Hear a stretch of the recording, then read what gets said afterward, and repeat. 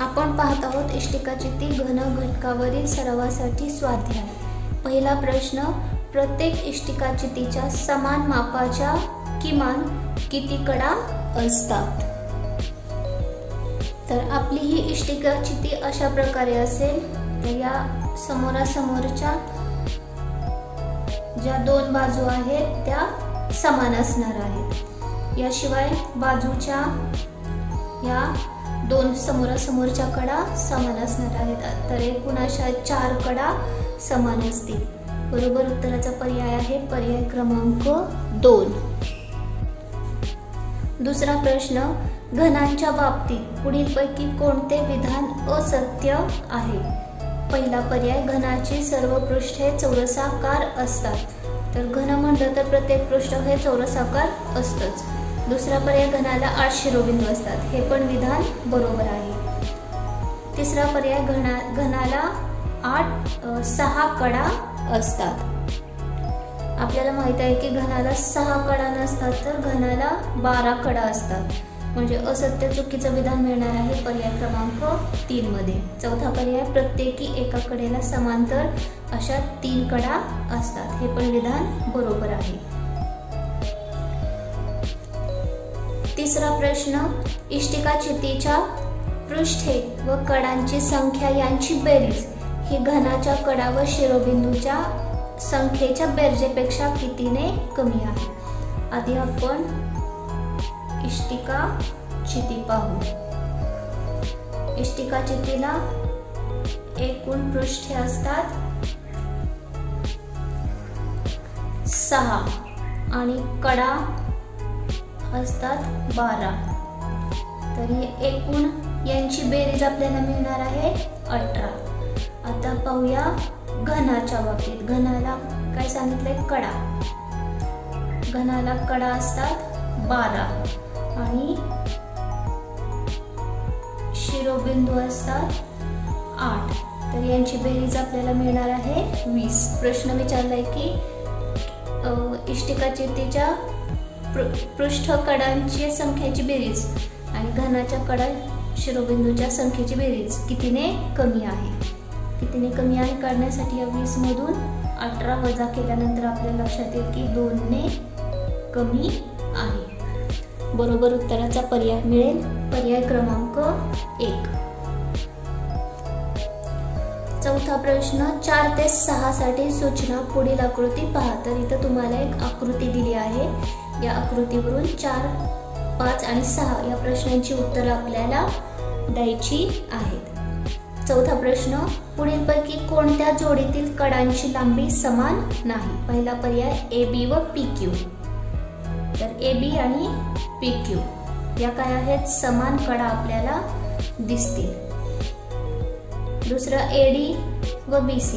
AD आणि BC या पण समोरासमोरच्या कडा आहेत ज्या समान असणार आहेत। तिसरा पर्याय, BS व SR।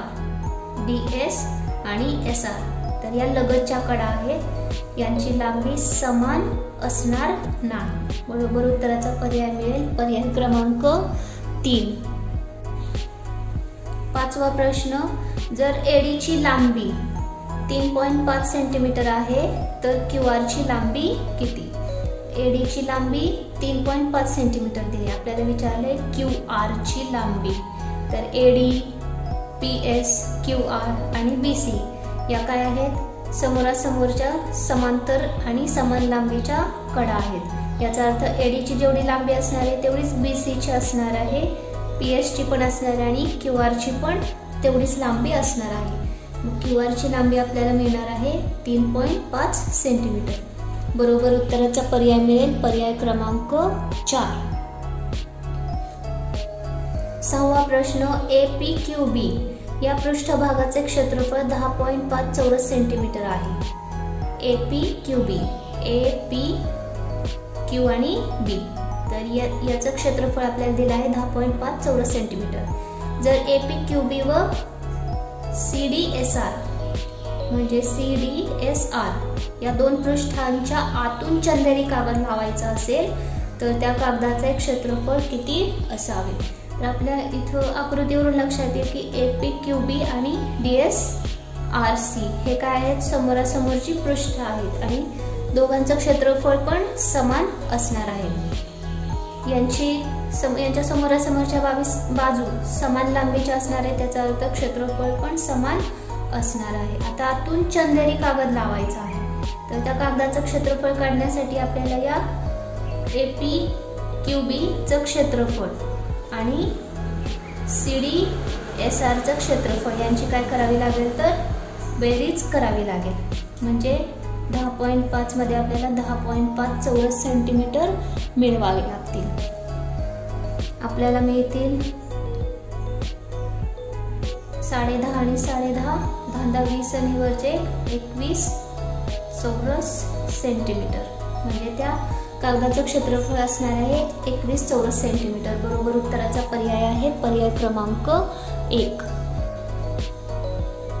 7वा प्रश्न, एका घनाकृती डब्याच्या एका पृष्ठाचे क्षेत्रफळ 36 चौरस सेंटीमीटर आहे, तर त्या डब्याच्या सर्व पृष्ठांचे क्षेत्रफळ किती असेल?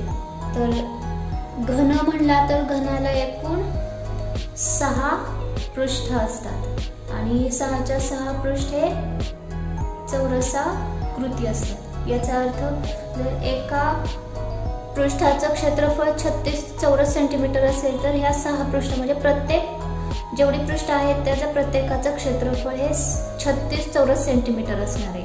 मग ह्या सर्व पृष्ठांचं क्षेत्रफळ आपल्याला काढायचं आहे। सर्व पृष्ठांचे क्षेत्रफळ काढण्यासाठी 36 ला एकूण पृष्ठ आहेत 6 ने गुणावं लागेल। 6 36, 3 6 18 3 21, तर आपल्याला हे क्षेत्रफळ मिळणार आहे 216 चौरस सेंटीमीटर। बरोबर उत्तराचा पर्याय आहे पर्याय क्रमांक 3।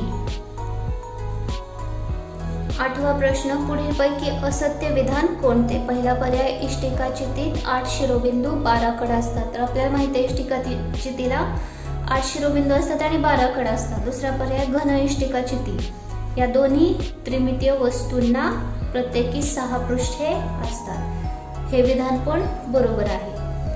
तिसरा पर्याय, इष्टिका चितीची लगतची पृष्ठे एकमेकांना लंब असतात। तर इष्टिका चितीची प्रत्येक पृष्ठ ही आयताकृती असतात आणि लगतची पृष्ठ ही लंब म्हणजे एकमेकांना काटकोनामध्ये 90 अंशाचा कोन करतात। हे विधान पण बरोबर आहे। चौथा पर्याय, घनाची लगतची पृष्ठे एकमेकांना समांतर असतात। तर घनाची समोरासमोरची पृष्ठ समांतर असते, लगतची पृष्ठ समांतर असू शकत नाहीत। याचा अर्थ चुकीचं विधान आपल्याला मिळणार आहे पर्याय क्रमांक 4 मध्ये। 9वा प्रश्न, 2 सेंटीमीटर बाजू असलेले किती घन एकमेकावर रचावेत म्हणजे 20 सेंटीमीटर बाजू असलेला घन मिळेल? तर हे काढण्यासाठी आपल्याला 2 सेंटीमीटर बाजू असलेल्या घनाचं घनफळ काढावं लागेल आणि 20 सेंटीमीटर बाजू असलेल्या घनाचं घनफळ।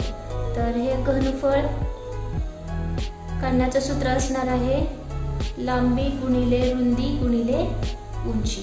तर हे 20 सेंटीमीटर बाजू असलेल्या घनाचं घनफळ आपल्याला मिळणार आहे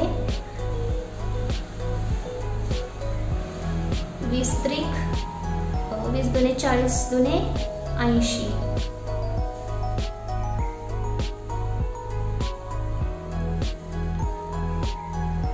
आणि 2 सेंटीमीटर बाजू असणाऱ्या घनाचं घनफळ आपल्याला मिळणार आहे 8 घन सेंटीमीटर।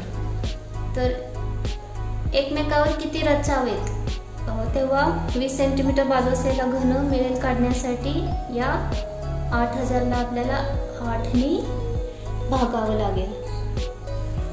8 एके 8 8 एके 8, तर असे 1000 घन एकमेकावर रचावे लागतील तेव्हा आपल्याला 20 सेंटीमीटर बाजू असलेला घन मिळणार आहे। बरोबर उत्तराचा आपल्याला पर्याय मिळेल पर्याय क्रमांक 3। 10वा प्रश्न, एका इष्टिका चिती आकाराच्या पाण्याच्या टाकीच्या तळाची लांबी 5 मीटर, रुंदी 3 मीटर, उंची 2 मीटर आहे, तर तिच्या तळाचे क्षेत्रफळ किती? तर इष्टिकाची ती आकाराची पाण्याची टाकी आहे, तिचा तळ हा असा आयताकृती असणार आहे. त्याची लांबी असणार आहे 5 मीटर, रुंदी असणारे 3 मीटर. आता इथं उंचीचा आपल्याला या काही विषय येत नाही, तर आपल्याला तळाचं क्षेत्रफळ काढायचं आहे. तर तळ हा आयताकृती असल्यामुळे त्याच्या क्षेत्रफळाचं सूत्र वापरणार आहोत, लांबी गुणिले रुंदी. इथं लांबी आहे 5, रुंदी आहे 3, तर मिळालं आपल्याला 5×15 चौरस मीटर. बरोबर उत्तराचा पर्याय आहे पर्याय क्रमांक 1. तर आपण आज इष्टिका, चिती व घन या घटकावरील सरावासाठी सर्व स्वाध्याय पूर्ण केलेला आहे.